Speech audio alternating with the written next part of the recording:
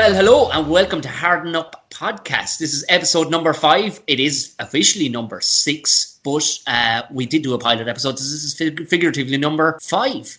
He's Owen Colgan. And he's Tom O'Mahony, the bear, I should say. No, I was saying to you, Tom, what's the story? How are you finding the corona now? We're another weekend or 2 weeks since I talked to you last, so what's the feeling now? Yeah, I mean, there's one, I suppose there's one of lack of knowledge. I mean, I'm not trying not to fear it because, what fucking use did that do to you? What bank will you cash that check in? But yeah, I mean, the feeling around the coronas, I mean, one of, I suppose, fear. And then I was been listening to other podcasts then as well that are kind of going, this could be a load of shite, lads. There's 26,000 people worldwide have died from it in over an 8-month period because it's been on the go 8 months apparently. You know, the likes of the fucking flu and other things. And I know people say, oh, sure, more people died of fucking eating chainsaws. You know, this kind of thing. But I'm kind of, I'm good at blocking shit out, if you know what I mean. So I'm getting out. I'm keeping busy. That's what I'm fucking doing. Even if it's only just sweeping the fucking corner of the room for half an hour, just keep busy. Because I know I've been in this. See, a lot of people aren't like us, Owen. A lot of people are used to their set 9 to 5. We're used to being at home, having to look up at the ceiling and think about a thing that's going to fucking happen. You know what I mean? And try and make it happen. Oh, yeah, completely. And as well as that, living in Mayo, with the amount of rain that we get, there's a lot of time, you spend a lot of time inside anyway. So this is just like, this is like the summer of 96, where it rained all the time. And you're just like, you can't leave the house because it's too fucking wet. There's something out there, you know. So, you're right, though. It depends. I think it depends on what information you're looking at. And, like, it is killing a lot of people. And, I don't know, the media definitely like to make it out like it's, some of those papers, when you look at the headlines going into the shop, like they're meant to, the government and everybody around in society is meant to be, you know, kind of like working together, trying to kind of keep everyone relaxed. But if you look at the headlines in some of those newspapers, they're just like, another person dead. And like, what are they trying to do to you? They're trying to scare you. So I think it all depends on what information you're ingesting. If you stick with the right information, you keep yourself busy in the house, there's plenty for doing, as my father would say. There's plenty for doing around the place. I always love that way of saying it. There's plenty for doing. You know, there's plenty to be done is what he's saying, but there's plenty for doing. I fucking love that phrase. But I think also there's an element too, because people keep on going, well, sure, why don't you talk about the good luck stories? And you're like, but sure, look, when did they ever talk about the fucking good luck stories, lads? If there's the fucking St. Patrick's Day parade and we all got $1 million fucking quid, they go, oh yeah, they got $1 million quid, all right, but fucking Mary stubbed her toe on the way home. There'd be always some misery fucking merchant. And as you were saying, choose your outlet. Or don't fucking choose one at all, because it's the same story every day. And there's nothing any of us, unless you're a fucking doctor, there's nothing any of us can do about it. That's for sure, yeah. But there is, in saying all that, Tom, there's something juicy about a bit of gossip. You know, and I'm not saying about, obviously, the coronavirus, but just generally humans, we like to see things, like we like to pick up the paper and see that, you know, something happened somewhere that's like not good, you know, or some lad fucking, something happened to him. I'm not saying like fucking death or whatever, but I'm saying we like a bit of gossip, and humans, we're more attracted to fear because maybe that's sort of something we've learned from since we were animals or whatever, to protect ourselves. So we thrive on a bit of fear, I think. I think you're right. But also like the scandal thing, I try to stay away from it because I get wrapped up. I'm not addictive. Like I get wrapped up in that too fucking quickly. Which was funny. Like a fella that I know rang me out of the blue yesterday. Out of the blue. Hadn't spoken to this man, I'd say, since fucking December. And he rang me up and he says, would you look at your man's gone stone mad online there. He's after breaking up with the one. Immediately I got sucked into the scenario. Go away, Jesus. I was thinking something wasn't right with him, all right. About 5 minutes in, the two of us are like two fucking owl ones over a fucking washing line talking to each other. Yeah. And I just stopped myself. I went, listen, fucking more power to him. You know, I must tip away. So I was going down a rabbit hole of fucking scandal. And even my missus was outside the bag.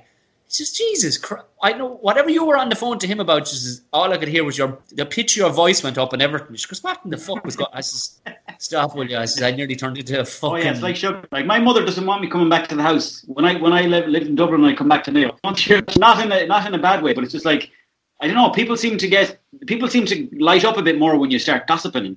We're all guilty of a small bit of it, you know. Well, if anybody wants to look at a media outlet, as you talk about it, and the correct ones to look at for overall advice, if not correct advice, but keeping your head fucking in the right place, they should just be listening to us, Owen. We're the fucking smartest lads in the room.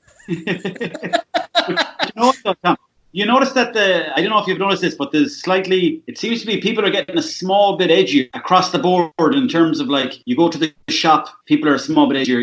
You go online, people are a small bit edgier. It seems like people are getting a bit more narky. And even in Talk to Joe, Joe Duffy, people are calling in now and they're getting a bit sort of, their patience seems to be running out slightly. But that's what you kind of get worried if people were stuck in the house for too long. But even with the 5G conspiracy, you see that popping up a lot more now in feeds. And there was about 3 weeks there, Tom, where I'd never seen people getting on so well in society, because the coronavirus it's not tied into any country, and it's not tied into any religion, colour or creed. So it was almost like humanity was fighting against this one big enemy. But now it seems like people are kind of slowly going back to their old ways in the sense that they're bickering a small bit more. That's what I noticed anyway. Could be wrong. I doubt you are. In a jacket like that, I fucking doubt you are.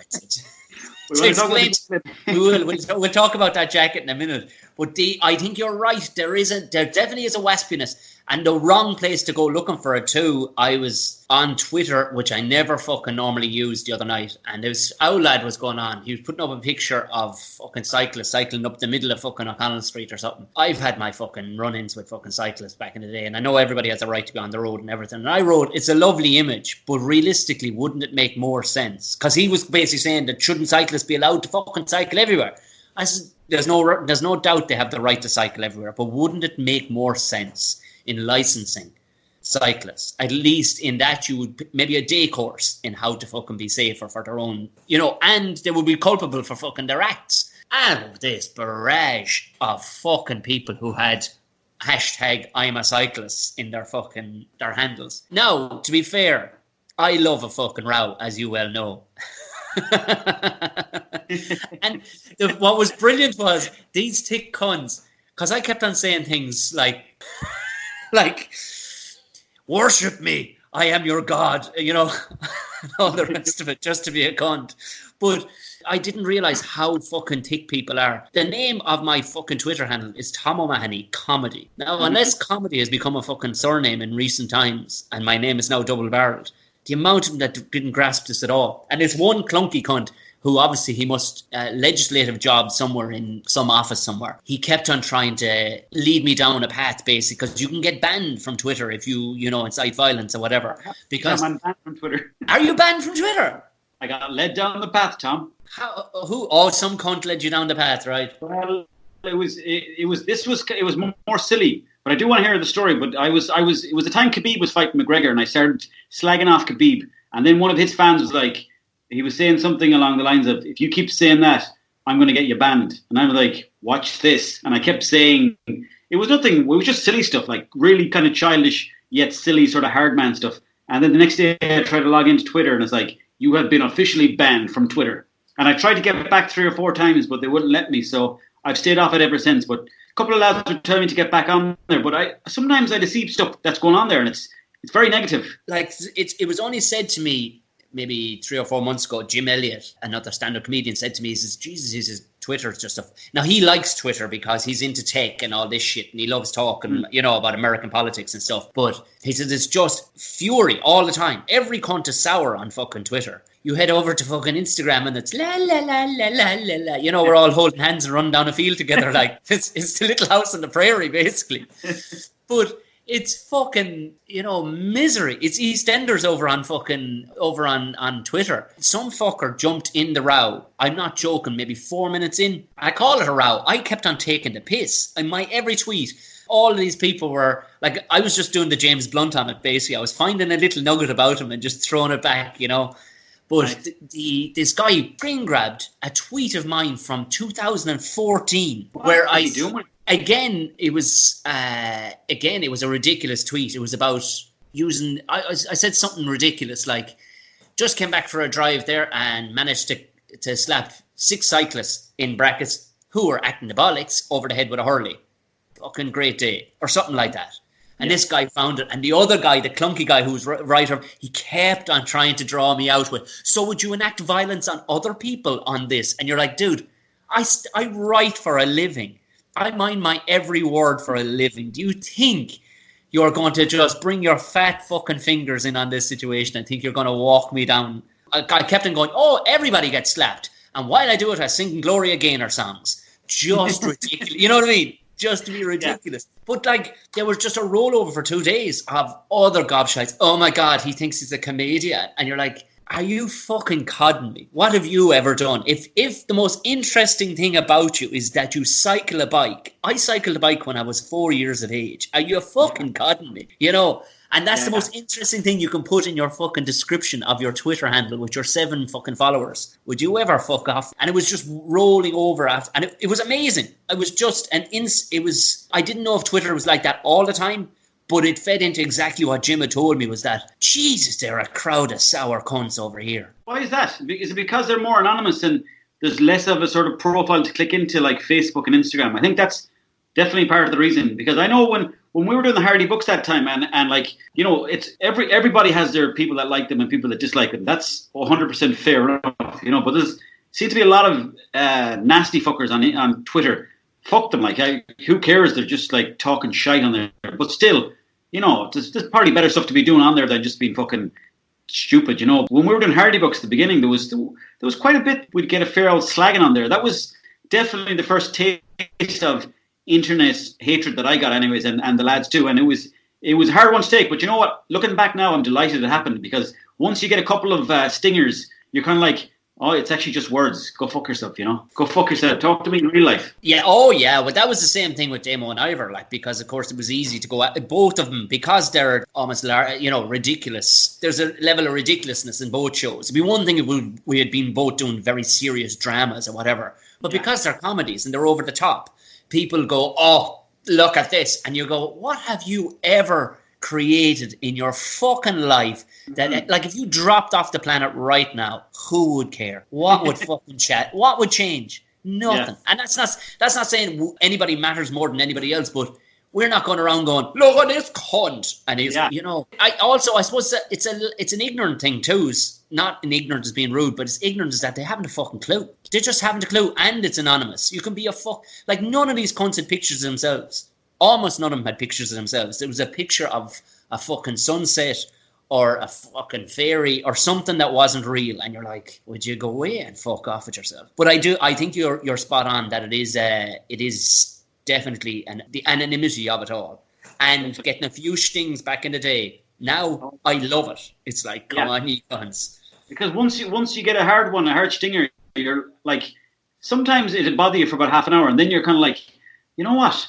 It doesn't actually matter a fuck. And then you're sort of you're untouchable in a way, you know. And that goes for anybody who's wondering about cyberbullying or anything like that. Like, it doesn't really matter. Like, I mean, if you have one person who knows something about you and all the rest of it, and they come after me, like one fella wrote in, and I was tempted, but I was going, nah, don't feed the trolls, as they say. This one cunt wrote, he must be because, you know, he's sleep deprived because of the newborn son, and you're going, you little cunt. If I caught, and you could see the pencil neck on the cunt, one hand I'd wrap it around like, and I'd fucking snap it. But do you know, and you want to go, here, listen, lad, if I fucking stood out of my fucking car, you'd fucking piss would run down your fucking leg.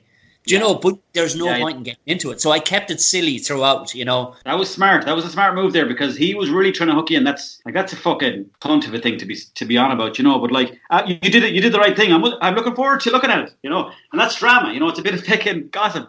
Looking forward to looking over that too. But anytime I can still go on there and look at stuff. So sometimes, you know, if Jim Core says something or somebody like that, I'll go on there and I'll have a little look to see what's been said, because sometimes you go on Reddit or Facebook and people are linking stuff to Twitter, because it's quite rowdy. Even your man Graham Linehan, you know, that guy that wrote Father Ted, and the IT crowd. I've seen, like, I never heard anything from him for like a long time, and then all of a sudden people were like, oh, he's gone crazy on Twitter. Then you go on there and you see all this hatred back and forth between himself and other people, and it's crazy. I don't know. Just Twitter needs to probably fix some of the rules of the way they regulate the whole thing, no? I think nearly the attitude to Twitter, because that lady Caroline Fleck that fucking ended up killing herself. Do you know, just Twitter really is where she got the fucking barrage of it all. And people were like, oh, you should give over your passport details and stuff. Like, none of the other social platforms are asking for that. But I would suggest it's purely dialogue based. Do you know, the rest, you know, there'd be a few photographs in, so there's a bit more personal, so you're a bit more responsible for it. But I think when it comes to Twitter, when you can be just a fucking egg and write any hateful stuff, like, you know, anybody with any actual fucking backbone at all wouldn't be bothered their whole, you know, or anybody who's properly busy wouldn't be bothered their whole. Like this one fellow was writing fucking reams. And you're like, lad, you need to go off and fuck. Like your man that got the screen grab of him, I replied back with something silly, and I went, and you, to be fair, you must have a lot of time on your fingerless fucking gloves hands, you know. It's like, but all I kept on repeating in my head was, who gives a fuck about any? Maybe we all need to be chipped so that when that shit happens, their social credit rating will go down. Oh, now we're getting into it. Getting back to, you mentioned Jim Core and all the rest of it there. I know you've gone into the fucking conspiracy fucking barn altogether, have you? 5G, you brought it up there. Like, there's a lot of fucking evidence pointing that it's not good shit. Yeah, well, I was reading up about it there the last day, and like, I don't know much about it at all. But there's some evidence pointing towards it. Like, there was some stories going on that there was birds falling out of the sky because of the radiation. But then there's also other stuff saying that like the wavelengths of it are not strong enough to penetrate the skin, so it can't do any damage to you at all. So, you know, I think normally with all these things, somewhere in the middle is always kind of the truth always lies somewhere in the middle. But I think something like 5G, my only gripe really with 5G is that it's going to fucking put us on the internet even more, because we're getting bad enough as it is. We're turning into zombies on our phones every single day, and you know, whatever usage we put on the phones, 8 or 9 hours is pretty regular now. But with 5G, we're going to be spending more of our lives on the phones than we do in the real world, you know? I think you might be right. And it's interesting you say that, because I was listening to a podcast today and 5G came up in it relating to coronavirus. Now, I know it sounds insane that it would give you a virus and all the rest of it, but 5G, by all accounts, was being tested. Really, where the idea behind it too is that for places that they can't actually fucking bring cabling in, it would take fucking a fortune to bring cable in. These 5G masts work a fucking treat, apparently. Now, Wuhan, where they reckon is where patient zero was of this coronavirus, was... Look, I'm putting a disclaimer on this to anybody listening. I don't know. I'm just repeating what I fucking heard, right? Yeah. But it would seem that reports was that Wuhan, being rural as fuck, it is the fucking scraw of fucking China, right? And essentially, they were running tests on this like last summer. And the idea behind it too is 5G, the radiation that it does emit, it actually burns up oxygen molecules in the air around it. And people were getting tight of chest in the fucking area, you know? So how does that relate to a virus that gives you respiratory issues? I don't know.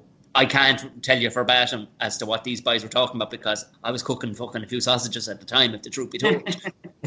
Well, apparently there's no 5G just yet in Iran, and they had like a fairly high population of people with the coronavirus. So, you know, I did hear that they were, Jim Core and a few different people were saying the two of them are connected, but I don't know. I think for me personally, I think that's stretched, the whole coronavirus related to 5G.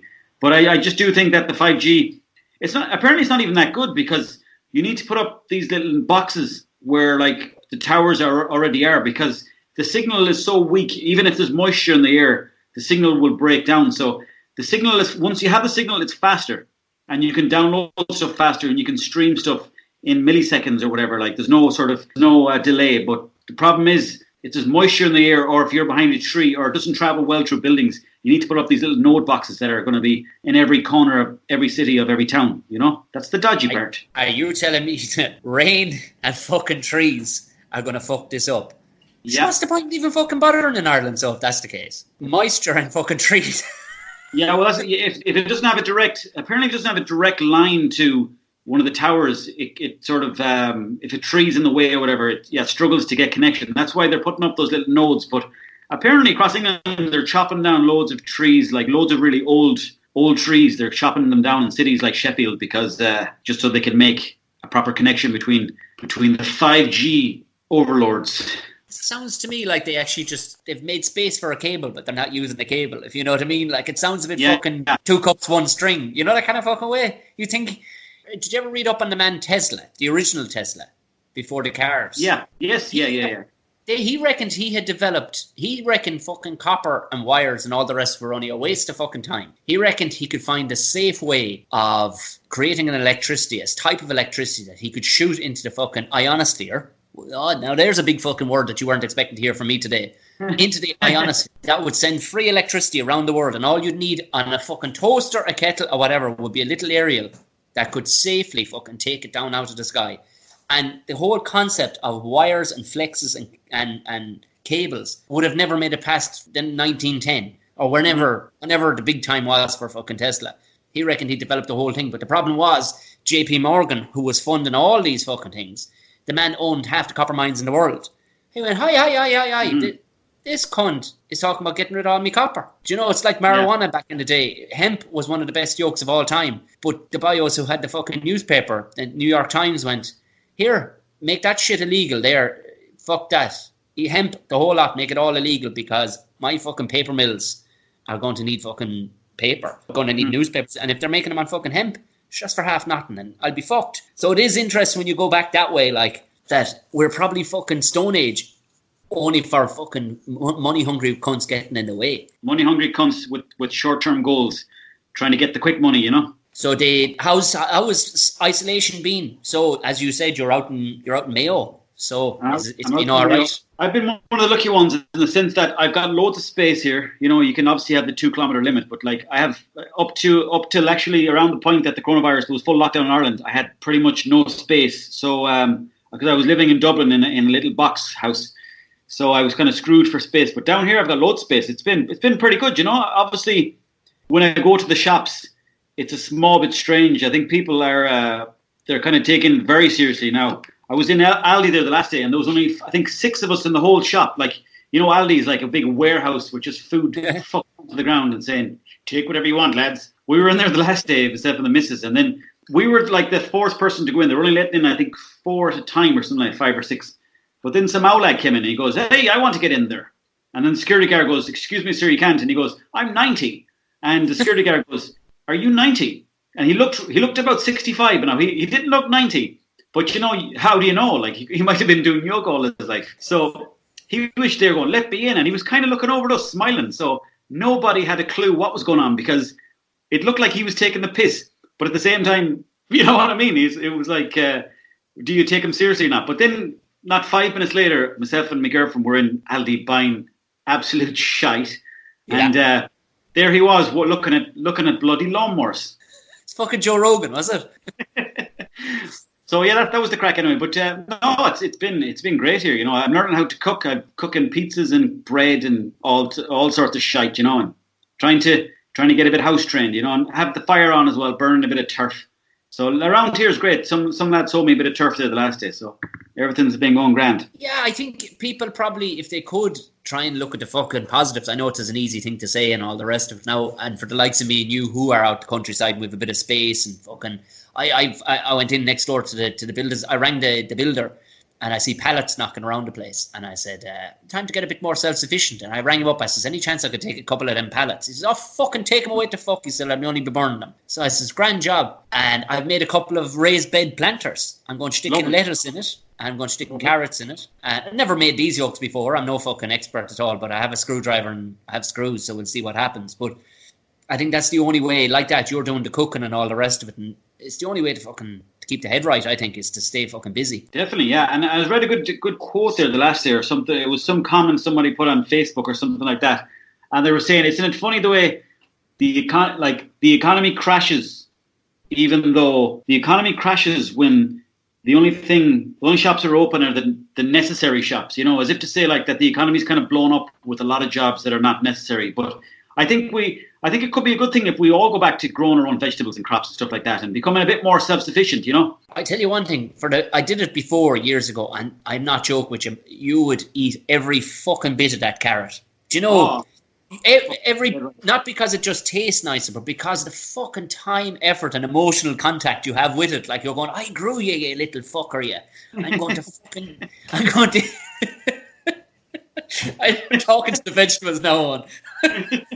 You've definitely fucking lost your time if you're talking to the carrots. Hey, maybe I fucking found it. Huh? Maybe this could be the new form of yoga I could come up with, fucking getting it in tune. Maybe I need to get some of the old fucking devil's cabbage growing. Sure, nobody'd pull me at this stage. Sure, would they? If I was growing a bit of growth Ireland with the fucking weather. They're growing it down the fucking road. There's 10 acres of it growing down the road from me here in Wicklow. I'm on the way, Tom. I'm on the bloody way. But I'm trying to grow some herbs here at the window. I'm trying to grow a bit of coriander and basil and stuff like that. But it's slowly coming up now. Yeah, but fucking little acorns and all the rest of it, like, we'll get there. I say it's the way to fucking go. Should we knock this fucking misery on the fucking head? Because I cannot stop admiring your fucking coat. Tis just... Yeah, can we talk about that jacket, Owen? We can talk about this jacket. Did you ever get a notion, Tom? Once or twice, I have. I was in Dublin anyways, and I think, do you ever like get ahead of your work and you've got a few, like, good few days off, you're like, you got a few quid in the back pocket, the belly is full, you might be going for a couple of pints that night, and you look in the mirror and you're like, you know what, I'm not looking too bad today. Oh, yeah. This was happening, and I was walking around town, I was there with my girlfriend, it was one of those days where you're getting on fucking great, and everything you say, she's loving it. The odd person was like, oh, how are we doing, buddy? How's tricks? Love the Hardy books. Brilliant. Couldn't be happier, Tom. So I went into this shop, second-hand shop there in Dublin, up by Dame Street, and I said, fuck it. I seen Louis C.K. wearing this big brown jacket, and I'll pop in here. I know the shop. It's not a second-hand shop. It's a vintage, previously loved. Vintage, yeah. They're my favourite. Vintage and second-hand shops. They're the only places I do my shopping. I might get the odd pair of jocks and pennies if I feel lucky. And fucking Calvin Classics, Tom, please. Thank you very much. 10 quid. Chat to you soon, love. So anyways, I was in there and I was looking around at the jackets. I turned around and it was love at first sight. The jacket looked at me as if it knew me. The owner put it on me, Tom. Have you ever I felt like bloody Prince William or something, the way he was throwing the jacket on me. He goes, oh, that jacket suits you very well. And I lost myself. I just fell in on the deep end. Because like when the lad starts chatting to you in the shop, that's when you know he's trying to sell you something. I tell you though, it's only happened to me a handful of times in my life where you genuinely want the salesperson to come over and do something like that. Where they actually come over and they put the fucking jacket on you. I bought a second-hand jacket. No, I didn't buy it. Herself bought it for me. I still have it. Will I get it for you? Do. Get it now. Yeah. Well, I'm here all alone now talking to myself. Tom has gone to get a jacket. Now, maybe it is a bit young for me. I don't know. Like, it's a proper biker jacket. Nice, yeah. That's cool. Yeah. You know what? It suits you. This one is a bit... This one isn't me. That one is more of you, but you'd need a bit of a Harley with that one, I think, or something. You'd need a penknife or something, a knife. Or a little comb in the back pocket. Packing the fags up my sleeve. Yeah. It's not the same with a fucking vape. Sure it's not. Not at all, no. But Tom, anyways, I got the jacket, right? Your man goes to me, 70 quid, but I give it to you for 50. And I was like, Jesus, is it Christmas around here? I pulled out the 50, gave it to him. And before I knew it, I was walking down the road with the jacket on me, feeling like top dog. And people were looking at me, and I'm like, yeah, I knew this was a good choice. They were looking at me, and people were kind of smiling over the other person. And I was floating down the road. I don't even remember going home, Tom. I was that high.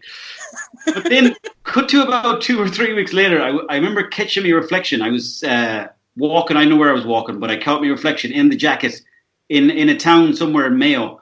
And they'd be more ruthless in Mayo if you're trying to be someone you're not. Like in Dublin, get away with wearing bloody anything. That's the thing. I was just going to say, you fucking landing back to Mayo with your big fucking Dublin fucking jacket on you and your big Dublin fucking beard and your big Dublin fucking head and you.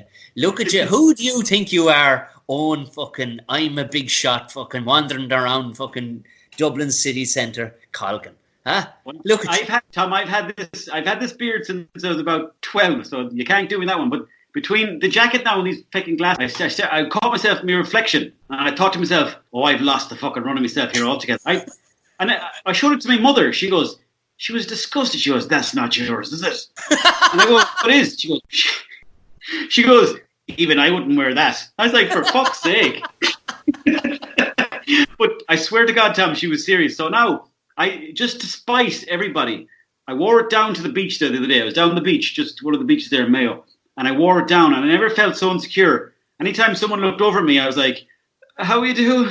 I felt, when I get back to the car, I'm not wearing this jacket ever again. So now I just wear it in the house to keep myself warm. It's a warm jacket. I'll give it that.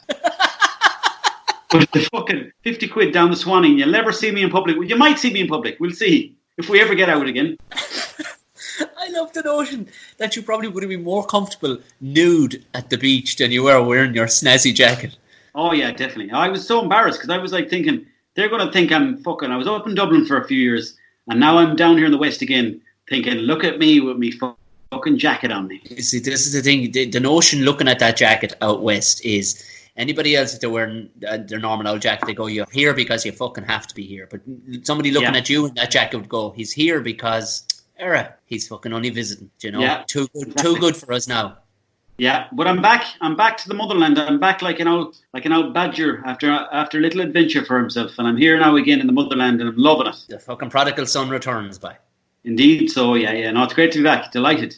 Love the place. Missed it an awful lot. Missed it more than I thought I missed it, Tom. Missed countryside more than I thought I missed the countryside. To be honest, the city's not for me. It seems to come up in most podcasts. I think it is a definite thing, and also. If you think about it, like, I mean, your comedy career, I suppose, started with the fact that people can relate so much to Mayo and the west of Ireland. You know what I mean? In that you were in the Hardy Books, which was, you know, the most Mayo thing that has ever been Mayoed. 100%. You know? That's a great point because Hardy Books is 100% Mayo, as I am myself. But, you know, naturally enough, when you're living in the city, you see other people dressed up well and you're like, fuck, I've got very bad fashion because I am not the best at buying clothes myself. I don't really like trying stuff on. I just buy it and then I'm like, I'll buy 4 jumpers of the same type. But then in Dublin, I was like, geez, everyone's beginning to dress really well up here. I need to up my game because I went on to TV3 once, myself and Eddie Durkin, and there was a massive hole in my jocks where they, you know, right where my balls. not my jocks, sorry, my jeans, Tom, my jeans. And I was... And I swear to God, they took a picture of it themselves, TV3, and they put it up on their Twitter. And I was like, you could have at least told me, lads. But, like, I just thought to myself, oh, geez, this can't continue to go on. Like, I just looked at my clothes and I just fucked half of them into the bin. Just proper shite clothes. Shouldn't be wearing them. It's a balance between trying to look smart and also trying not to get too ahead of yourself. So I think I might have dropped the ball with this jacket, but you should see what I've got on underneath this. Players, Tom. You know what? I'm fucking delighted you bought that jacket. It's brilliant. But also that the fact that you started off by saying, I don't like shopping for myself. I don't like trying stuff on. What you should have added in there was, I won't try it on unless there's a fucking salesperson to put it on my back. Because that's how big shot you are now. Exactly, yeah. I don't want to touch the rails, Tom. I don't want to I want some lad who I don't know touching me with his fucking retail hands. Do you know what? What's it made of? Is it suede? Sheep. It's sheep, is it? Sheepskin. It is, surely, yeah. I tell you one thing, Tom, I don't know if you can feel it, but the heat, Jesus Christ. The amount of money I've saved on heating, Tom. Well, that in itself. Did you get one for herself as well? Oh, no. Jeez, I wouldn't be that generous. But to be honest, it suits her better. My mother was like, oh no, it suits her much better now than you. So I was really sickened when she said that. That was a really low blow from the mother, you know. There was no need for it. That was a dirty dig now. Yeah, it was. And I was like, I thought she was jealous. I thought my mother was jealous, to be honest, of the jacket. But, you know, if I was being honest with myself, it did suit my girlfriend a lot better than it suits me. Because you can turn up the arms. Like, I can't be walking around town like that, Tom. Here. I mean, I look like fucking... I look like an extra from ABBA.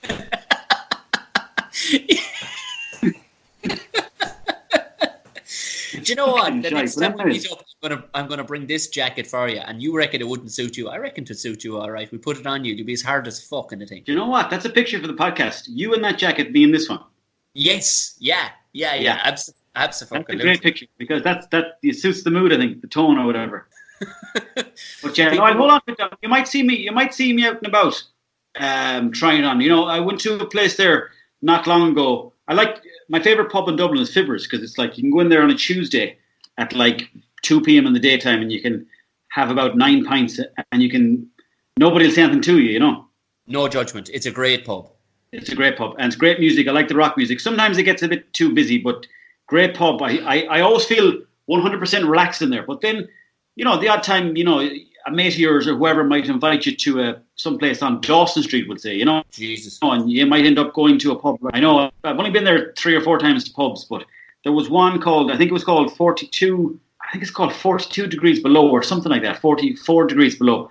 But I went in there and everyone was fucking dressed in, I don't know if you'd call them great clothes, but they were definitely dressed up in expensive, nice clothes, And even the lads that were working there were dressed up in nice stuff. And I just had a pair of runners on. So then I remember making a mental note going, I need to start buying some nicer clothes. So it's about keeping the balance too, Yeah, I went in my 20s. I was living in Cork, and there was a big fucking kind of collective of people wearing nice clothes and all the rest of it. And I went through a period of about 2 years trying to keep up with the Joneses and buying fucking expensive clothes and all the rest of it. And I don't know what it was. Well, I suppose the arse fell out of the country too, like. And then something kind of cracked in my head and went, if 'tis fucking clean, it'll do. And I dig my heels in now to that scenario where you walked in there going, look at all these fuckers dressed nice. I'm only in runners and a fucking t-shirt. I'd be delighted with that scenario because it's almost anti the system. You know what I mean? Like, but how do you work Tom, if you're going, like, we'll say, if you're going for like a business meeting, we'll say, or somewhere like that. See, that's another thing I don't know. I never know what to wear to, like, if I'm going to, not that I've been to fucking many business meetings, but if I'm going to pitch an idea, we'll say, for a show or something like that, or some lad wants to meet up because he's thinking, oh, maybe I'll get you in to do some videos. In them scenarios, I'm like, will I wear like a hoodie, or will I try to wear a shirt to this thing? Or the grandfather's a great man, like, he's 99 and he cuts straight to the point. You know what I mean? He doesn't have the time in his life, nor did he ever have the time in his life for words that weren't fucking meant where they were supposed to be. I was coming up on 30 and the grandfather said to me, he says, so where's it all going for you? I says, what? He says, fucking life, like, are you doing all right? Listen, yeah, I'm tipping away, sure, I'm still fucking alive and breathing. He says, now, it's time to start wearing shorts. I says, what? Yeah. He says, it's a lot easier to dress down than it is to dress up, he says. Always be the man in the corner, he says, with the fucking shirt on, he says, because you might be the fellow with the paychecks, he says. So if you're going out to anything at all, meeting a fella that you're looking for a few bob off, or you want to get a few bob out of him, you should always have a fucking shirt on. And that was his advice, and I've kind of taken it, but I've taken it, they're casual shirts you can wear too, like, they're not all suity shirts. Most of my shirts are all they're nearly kind of heavy duty, they can nearly be construction shirts too. They have a collar on, so I still feel a bit roughneck, but at least I have a fucking shirt on. I would wear, a lot of the time I would wear shorts, Tell you one, Tom, you know what to go really well with those shirts? A sheepskin jacket, and I'll tell you one. I'm raging that it's only sheepskin because I was looking at it and I was trying to think of bright things to talk to you about today, and there's almost no good news out there as we talked about. But I was reading about beavers. There's beavers back in, and I was praying to God that jacket was some trapper jacket from fucking Alaska and it's made out of beaver, but it's obviously made out of sheep. But would you believe that beavers are back in the UK and they're flying it? They're back 4 years, and the fish are flying it because the boys are creating pools that should have been there years ago, and they haven't been there for 400 years. But these little pools that they make with their dams and all the rest of it, well, their fucking fish have gone up by about 40%. In the rivers all around Devon because of these little boys. And they're nipping down trees that are supposed to be nipped down, They're paying their dues, these beavers. I'd love an old fucking beaver, would you? I would, just to help me around the farm would be nice, yeah. But I suppose the key element to all that stuff is that the fact that humans are not out getting in the way and fucking breaking, killing off the beavers or ruining their own habitats. So it seems like even literally looking out the window during the daytime, it seems quite active out there in the garden with different insects and whatever going on out there. It just seems like the country and the world nature is a lot more prosperous now since we fucking stayed inside. We had a blue tit fly into the house the other day. All the fucking excitement. The young fly thought he was going to fucking jump out of his skin with his fucking excitement. Yeah. And in fairness, the bird wasn't overly stressed either. It landed on the mantelpiece inside in the sitting room. And I went over and I caught him. He seemed happy enough with himself, but I nearly didn't want to let him go. It was like, hey, look at you there having a fucking great old time pottering around the place. But I think you're right. I think around here anyway, the wildlife situation has gone up. I mean, we are fucking inundated with pheasants. Inundated with pheasants. Wow. And deer, 2 stag walked down the fucking field the other day and they'd nearly come in and fucking eat a loaf of bread out of your hand. I've never seen that.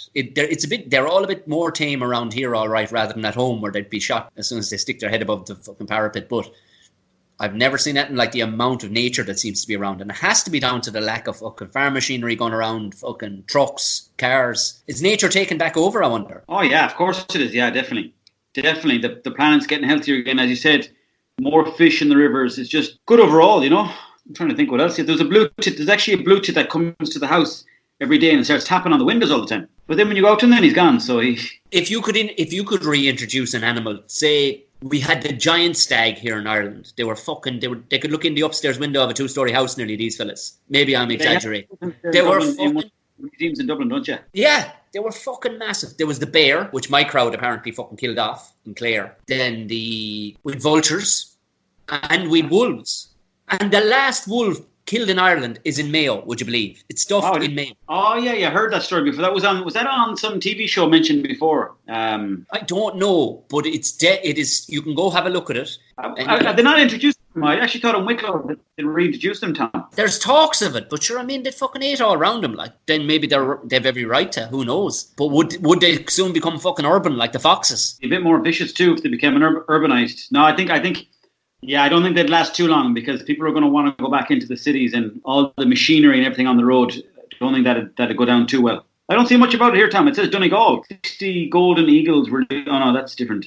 Wished. Here it is. Belique Castle. The mad whore that has that place, he has the last wolf in Ireland. Wow. Does he still have it? Oh, you have it below, yeah. And it's small. It's only about the size of an Alsatian, like. But, I still wouldn't take one on in a fucking scrap without a fucking knife anywhere or something like. But, yeah. And I've confirmed this with my missus because she was sober. I was fairly steaming when he took us on this tour around the hotel. But yes, the last remaining wolf in Ireland. Wow. But there was talks to reintroduce him. But I mean, if you did reintroduce him, we'll say, and say they became urban or whatever, they might keep a bit of fucking manners around the place. They weren't around in packs. If you had a couple of them knocking around Dublin, just especially just like drop them into the city around 2 or 3 o'clock when everyone is like kind of hanging out and that's when you cause the most trouble around 2 or 3 in the morning on Collins Street, different places. Just release about 1,000 wolves into the city and be like, that'll get everyone home fairly pronto. Oh, you're fucking right. You'd get in home, wouldn't you? Big siren goes off, and all of a sudden you hear the truck doors open, and fucking cattle boxes all over the city. Just fucking release fucking 500 up, 250 up O'Connell Street, another fucking 250 at the bottom of the Quays. Yeah, maybe another fucking 250 at the top of Georgia Street, fucking up that way, Ainger Street direction, and maybe I don't know the last 250 then just to fucking make sure it's all they're the cleanup crew. They clean up all the snack boxes and subways and everything that's been fucked there, jam bombs and whatever else. Yeah, exactly. Happy out, and just only do it on Fridays and Saturdays. The rest of the week, you can, because keep them hungry. Leave them in good and fucking hungry. Then by the end of the week, and then I mean, there wouldn't be a junkie population anymore. Like it'd be fucking cleaned out of it. Like speaking of which, Tom, where's all the people like the homeless people and the people that are like addicted to heroin? Are they? They're not still on the streets in Dublin, are they? I saw a fella the other day. All right, now he was outside Aldi, but he looked like he was more of a profession than it was an actual fucking disease that the fella had. But he had a cup in his hand, and he was looking for change or whatever. And that was the first thought into my head: the genuine poor bastards that are riddled with fucking addiction problems and all the rest of it. Yeah. I don't know what the fucking story is for them because their immune systems will be well down. Like hard to know. Tom, speaking of food, before that, on a different note, I've got to head off now and get the dinner going. No bother. Can you leave me on a happy note? So we might actually discuss this because at least a dozen people, Owen. Because you're. Oh, by the way, fucking happy news! Fucking Owen Colgan's TV show is out today. That's right. Forgot about that. Jesus Christ, I will put the link, the RT player link in the show notes of this. So as you're listening to this, people, if you've never heard what show notes are, the description that's underneath this in your whatever app you're listening to, it'll be the first link that you'll see. Click through on that and that'll be direct to Owen's show. I'm actually looking forward. I'm going to go up and look at it there now because I've been making flower boxes all fucking day. Oh, of course, I put the flower boxes before the show anyways. Even though the show, it's good out fun. But obviously being out in nature is better fun. But yeah, check it out. It's Around the Fire with me, Owen Colgan, and it's on the RT player. We did 3 episodes. We were meant to do 4, but then obviously with the coronavirus, we had to pull a couple of short, or 1 short. But no, it's good old fun. It's good old fun. You know yourself, you're trying to make stuff. You're trying to make it funny for yourself. You're trying to make it funny for everybody else. And then, sometimes you get somewhere in the middle. So I think people should enjoy it anyways. And if you don't, I'm so sorry. You are fucking not sorry. They need to get a personality if they don't fucking enjoy it because you know it's going to be good. Like, yeah, exactly. That's good fun. At least, and before I let you go, at least a dozen people have messaged going, we need to do a sketch about the All-Ireland Shifting Championships. We mentioned that in a podcast, did we? You said it the last day. We were in the lovely surrounds of the Phoenix Park and you said you were the Mayo Shifting. Or Shifting champion or something like that. Yes. Yes. And I love the fact that there might be an outdoor version, That's in Longford. That's a different story altogether, though. But yeah, we definitely. Maybe Tom, if we maybe when we hit a milestone of podcasts or whatever, we'll get a sketch like that together. Maybe 10 podcasts or whatever, 15. I think so, and there will be most definitely live ones. And I think we should probably because the amount of sketch ideas that I have that I want to send you over. Yeah. Actually, yeah, it just dawned on me. I have about 15 sketches that you would fucking love that I'm going to send over to you. And that will be our project for as soon as this shit ends. We will be bringing this to the people, and we will be bringing our podcast live. Mm-hmm. I've had 3 venues already onto me asking when this all ends, can we come to them live? It's like, brilliant. Absolutely. That's going to be a killer, yeah. So and maybe we can have some sketches for the live stuff. Maybe we get this up on Patreon. We can get sketches in the live stuff. I think that's a great idea. It's actually, and we chat about them afterwards. We probably play party games with the audience and all the rest of it. It will be interactive. Yeah, I go around and shift the whole audience if that's what makes people happy. That's what we'll do. Imagine the accolade of getting to shift a former All-Ireland fucking champion. Like, that's... In this jacket, Tom. In this jacket. Nothing else on. Just the jacket. And only that jacket. We'll see. It's coming down the line. Fantastic stuff. Right. That ends the end. Obviously, hit subscribe, share, and do rate it on Apple Podcasts and all the rest of it. We'll be back as soon as we fucking can get another one, and we can make the 5G connection between Mayo and Wicklow. Jesus, isn't technology great all the same? Like, unreal. This is amazing the way. Like, yeah, we're going to figure out new ways in using technology with this whole coronavirus. That's another plus, maybe. Absolutely right. Owen, stay clean, stay safe, and I shall talk to you next week, please God. God bless. Look after yourself. Look after the family. Take care of yourself. Bye bye. Look.